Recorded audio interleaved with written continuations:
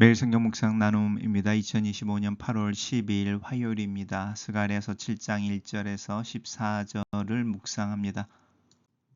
본문을 읽습니다. 다리오 왕 제4년 아홉째 달 곧 기슬레월 4일에 여호와의 말씀이 스가랴에게 임하니라. 그때에 베델 사람이 사레셀과 레겜멜렉과 그의 부하들을 보내어 여호와께 은혜를 구하고 만군의 여호와의 전에 있는 제사장들과 선지자들에게 물어 이르되 내가 열해 동안 행한 대로 5월 중에 울며 근신하리이까 하매 만군의 여호와의 말씀이 내게 임하여 이르시되 온 땅의 백성과 제사장들에게 이르라. 너희가 70년 동안 다섯째 달과 일곱째 달에 금식하고 애통하였거니와 그 금식이 나를 위하여 한 것이냐? 너희가 먹고 마실 때에 그것은 너희를 위하여 먹고 너희를 위하여 마시는 것이 아니냐? 예루살렘과 사면 성읍에 백성이 평온히 거주하며 남방과 평원에 사람이 거주할 때에 여호와가 옛 선지자들을 통하여 외친 말씀이 있지 않느냐 하시니라.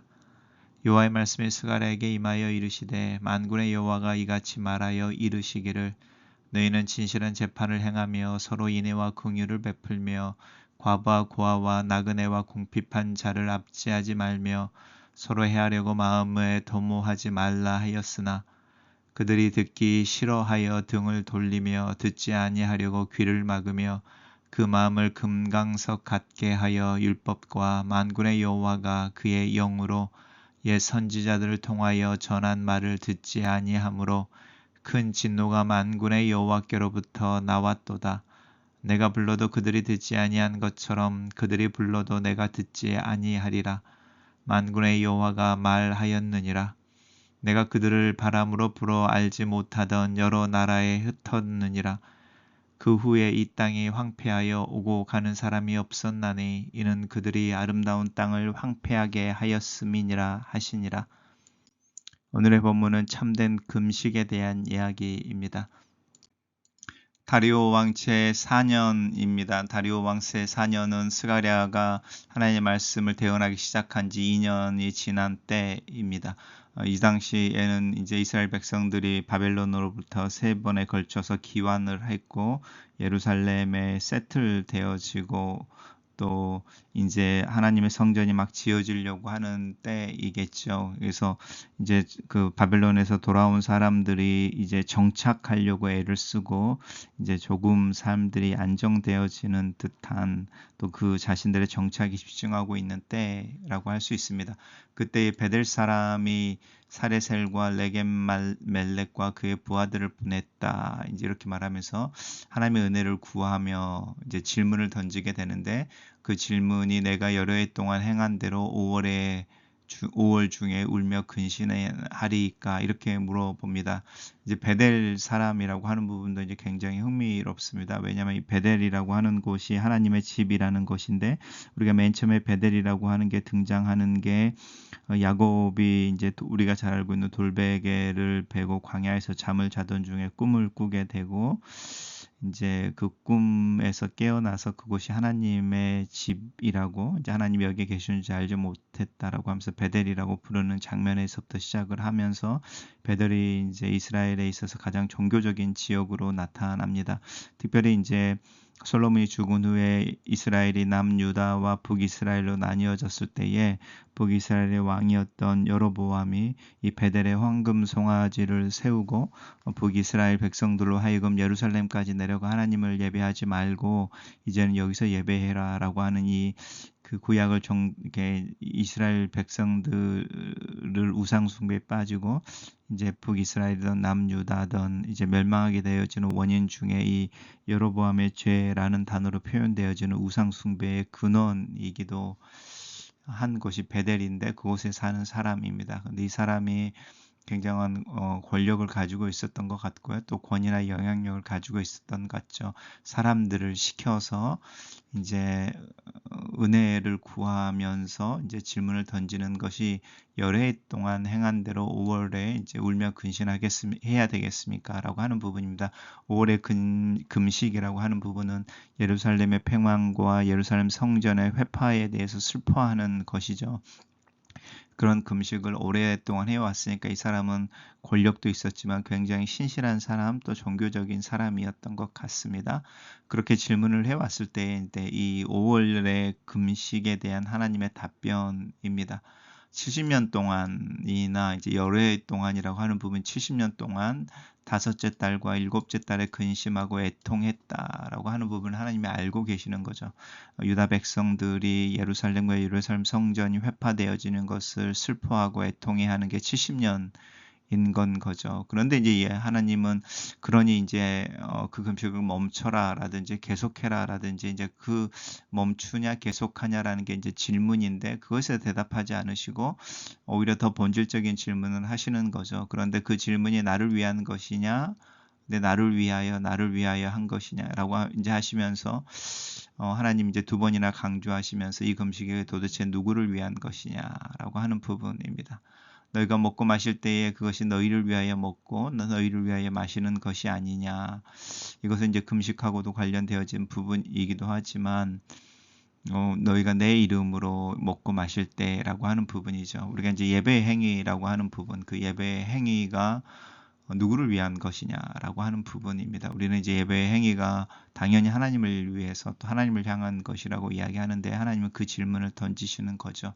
그러시면서 그 전에 너희들이 평온히 거주하며 예루살렘과 사면의 성읍들이 평온하고 남방과 평온의 사람들이 거주할 때 이 말은 너희들이 멸망을 당하기 전에 그때 하나님이 이미 옛 선지자를 통해서 외친 말씀이 있지 않느냐. 이 말은 이사야서의 말씀과도 같죠. 내가 기뻐하는 금식은 너희들의 음식을 끊는 것이 아니고 이 인애와 긍휼, 정의와 고아와 과부와 나그네들을 돌보는 것이라고 했던 그 부분과 동일한 메시지입니다.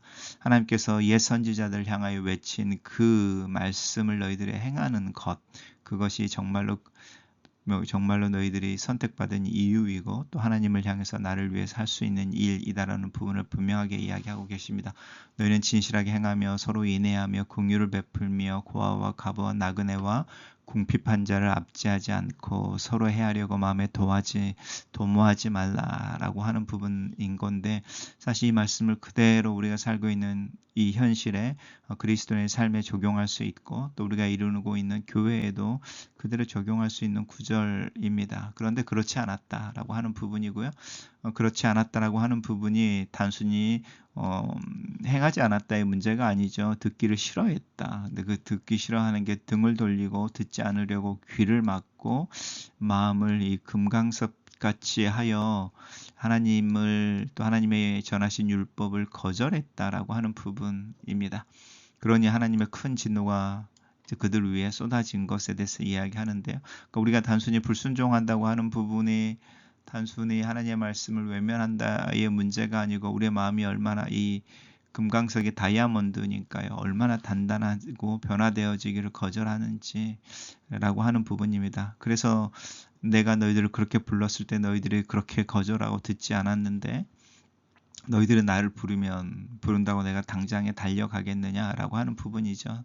내가 듣지 아니하리라. 그래서 결국 금식이 종교적인 행위에 불과하고 그 종교적인 행위의 배경이 사실은 너희들을 위한 것이지 나를 위한 것은 아니다. 왜냐하면 내가 원하는 것은 굶는 것이 아니고 내 말씀을 따라 사는 것이었다라고 하는 부분입니다. 단락을 요약해 보겠습니다. 유다와 예루살렘과 성전의 파괴를 오랫동안 슬퍼하고 금식해 왔던 이를 포로 생활을 마치고 돌아온 후에도 지속해야 하는지 묻는 이들에게 하나님은 금식의 본질에 대해 근원적인 질문을 던지신다. 이렇게 정리해 봤습니다. 하나님은 신앙의 외적인 형식과 행동의 중요성을 부정하지 않으십니다. 하지만 형식은 내용을 담을 때에만 형식의 의미가 있습니다. 하나님은 신앙의 내적인 동기와 확고한 신앙의 결단을 보고 싶어 하십니다. 베델에서 온 대표자들이 예루살렘에 있는 대제사장들과 선지자들에게 그동안 70년을 지켜온 5월의 금식을 계속 지켜야 하는가를 묻습니다. 스가랴는 그들에게 하나님의 대답을 전합니다. 그들이 지켜온 종교적인 의식으로서의 금식이 하나님을 위한 것이 아니라 그들 자신의 이기적인 욕심을 채우고 자신들의 경건을 과시하려는 것에 지나지 않았다고 답변하십니다. 즉 그들에게 지금 필요한 것은 금식을 계속하느냐 마느냐의 결정, 선택이 아니라 내면의 변화와는 상관이 없는 금식을 통해 하나님의 복을 받으려는 껍데기뿐인 신앙을 깨트리는 것임을 강조하고 계십니다. 오늘 내가 무엇을 하든지 하나님을 위한다면서 실은 내 안의 욕망을 채우려는 숨은 동기는 없는지 돌아봅시다. 하나님 선지자들을 통해 말씀으로 하나님의 백성이 복을 누리며 사는 길이 무엇인지 가르쳐 주셨습니다. 사람들이 금식에 대해 질문한 것은 사람들이 포로 생활 중에 한 금식이라는 행위를 가나안 땅에서도 지속하면 하나님이 복을 주실 거라 생각했기 때문입니다. 하지만 하나님은 우리의 외형적인 행위가 복을 보장하는 것이 아니라 이미 선지자들을 통해 충분히 교훈하신 말씀에 순종하며 사는 길이 형통한 삶임을 가르쳐 주십니다. 나는 이미 충분하게 가진 하나님의 말씀과 가르침에 어떻게 반응하고 있습니까? 이미 가지고 있는 것은 외면하고 종교적인 경험이나 특별한 현상이 나타나기를 기대하고 있지는 않습니까? 말씀의 교훈을 받는 하나님의 백성은 삶 속에서 의의 열매를 구체적으로 맺어야 합니다. 하나님은 자기 백성들 가운데에 있는 아름다운 질서를 통해 하나님의 통치가 있는 곳이 얼마나 의와 평강이 넘치는지 보여주고 싶어 하십니다. 나와 우리 공동체에 이처럼 아름답고 거룩한 질서가 나타나고 있습니까? 이스라엘의 조상들은 선지자를 통해 주시는 하나님의 말씀에 순종하기를 싫어하여 형벌을 받았습니다. 그들은 하나님의 음성에 귀를 기울이지 않았고 그들의 마음을 다이아몬드처럼 단단하게 하여 하나님의 말씀을 거절했습니다. 그들이 하나님께 기도할 때에 하나님은 그들의 말에 귀를 기울여 주지 않으심은 당연합니다. 요즘 계속해서 말씀을 들으라 촉구하시는 하나님의 말씀 앞에서 나는 그 말씀에 진실하게 반응하며 기꺼이 순종의 멍에를 메고 나아가고 있습니까? 글로 쓰는 기도입니다. 살아계신 하나님, 하나님을 믿는 내 신앙이 하나님의 관점에서 보실 때에 순전하며 하나님 앞에서 정직하며 내게 들려주시는 하나님의 말씀에 순종하며 실천하기 위해 쓰는 모습으로 나타나고 반응하기를 기도합니다. 하나님 아는 내 지식의 빈약함을 인정하며 내 마음의 혼돈과 혼합의 동기를 인정하며 하나님의 은혜가 없이는 하나님을 더 알 수도 없고 하나님 말씀을 따라 살 수도 없는 무능력을 고백합니다. 하나님 나를 긍휼히 여기소서. 내 마음을 찢고 예수 그리스도의 보혈 아래 내 자신을 세우고 성령의 도우심을 의지하여 오늘 하루를 믿음으로 살며 주님의 말씀을 따라 살기 위해 애쓰는 하루가 되게 도와주시옵소서. 예수님 이름으로 기도합니다. 아멘.